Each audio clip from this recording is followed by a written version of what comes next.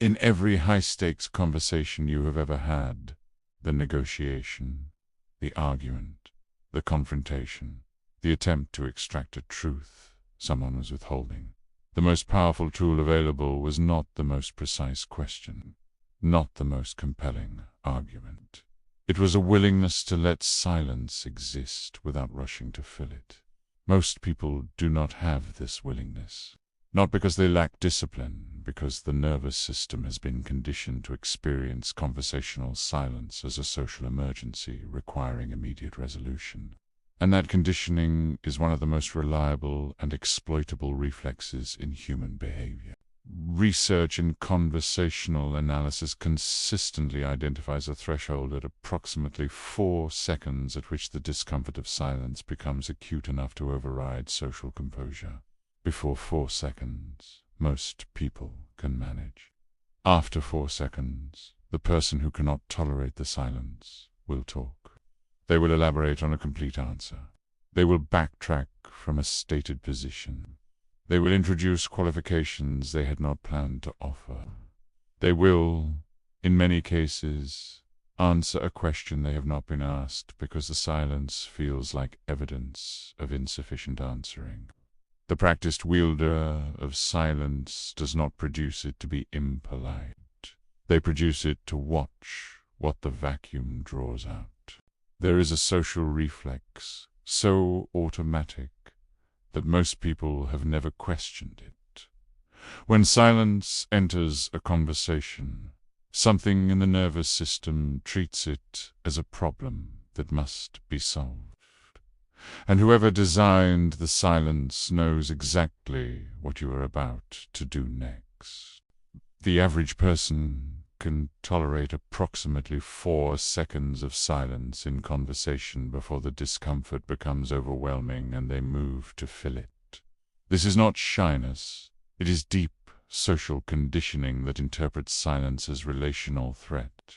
And the person who created the silence is watching this process happen in real time. They know what the vacuum will produce. They know what you will say when you cannot stand it anymore. In negotiation, interrogation, and intimate relationships, the deliberate conversational vacuum is one of the most reliable information extraction tools available. It costs nothing. It requires no skill to deploy. And almost nobody can resist it. The professionals who understand this best are not therapists. They are interrogators. And the technique they use has a name that makes it sound gentle, but its effects are anything but. In high-stakes negotiations, strategic deployment of silence following an offer is among the most consistent value creation techniques available. The negotiator who receives a number and holds silence, not nodding, not reacting, activates in the other party a specific anxiety. The offer was insufficient. The silence is interpreted as dissatisfaction, as a prelude to rejection. The other party, without any explicit request being made, frequently improves their own offer to escape the discomfort of the silence. The silence extracted a concession that no question could have produced, because the other party did not give the concession in response to a request. They gave it to make the silence stop. Law enforcement professionals have codified this silence technique because its reliability across subjects and cultures is extraordinary. A question followed by silence creates a vacuum the subject experiences as requiring completion. The interviewer's silence implies the answer given was incomplete without stating this, without pressing the subject. Interpreting the silence as insufficient acknowledgement elaborates. They provide context not requested. They introduce details that would not have appeared in the prepared answer. The silence is not passivity. It is the most active possible listening because it communicates, without words, that more is expected. The FBI teaches its agents that the most powerful tool in any interview is not a clever question. It is the question followed by absolute silence. When someone finishes answering a question and the interviewer holds eye contact without responding, without nodding, without any social feedback signals that normally indicate you can stop, now the speaker experiences profound disorientation. The answer felt incomplete. The silence is interpreted as insufficient, and the person, driven by the social need to reach mutual acknowledgement, keeps talking. The additional talking, the voluntary elaboration produced by unbearable silence, is where the most significant disclosures happen, not in the prepared answer, in the nervous continuation of it. But there is a darker application of silence, one that does not extract information, it extracts compliance. And it works by targeting something far more primal than the need to fill conversational space. The relational application of silence is structurally different from the negotiation application and significantly more damaging. The deliberate withdrawal of communication activates threat systems among the most primitive in the nervous system. Social exclusion, as a neurological event, is processed identically to physical pain. The anterior cingulate cortex fires in response to being ignored the same way it fires in response to being physically hurt. The target is not experiencing discomfort. They are experiencing pain. And in that pain state, the drive to restore the connection, to say whatever ends the silence, to become whatever is required, can override any other consideration. The person who deploys silence as a control mechanism in intimate relationships has typically learned the technique through one of two pathways. They experienced it as children at the hands of a caregiver whose withdrawal of warmth was the primary disciplinary tool, and they internalized the lesson that silence is power.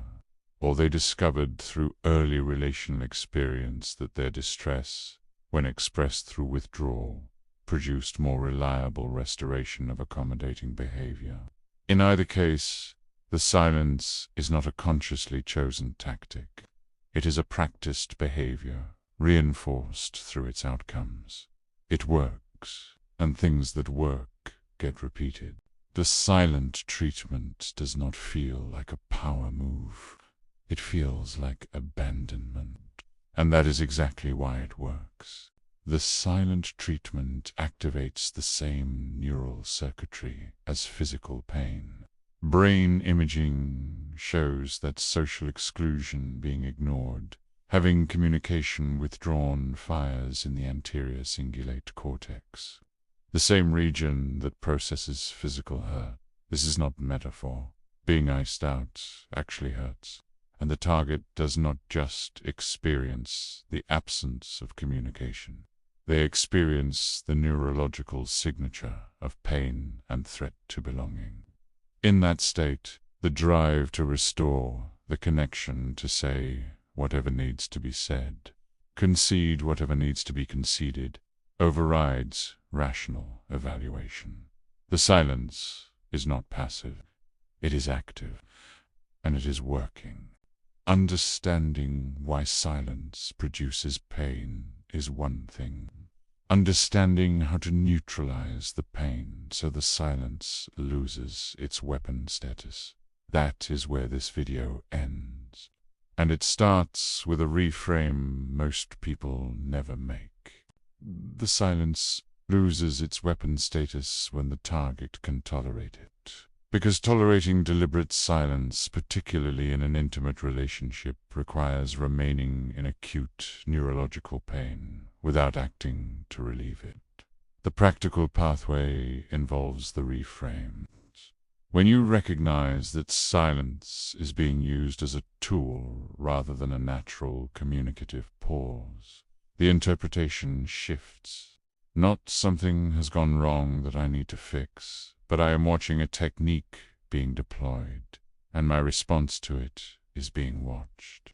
That observational position creates distance between the pain and the behavior it would otherwise produce. The person who becomes genuinely comfortable with silence changes. Their relationship to every high-stakes conversation they enter. They stop filling vacuums designed to extract from them. They create their own vacuums. They stop experiencing the absence of response as a verdict about their adequacy. They start experiencing it as information about the other person's discomfort. Silence, fluency, is among the rarest and most operationally significant social skills available. And it begins, like every genuine skill, with the capacity to sit in the discomfort long enough to stop being run by it.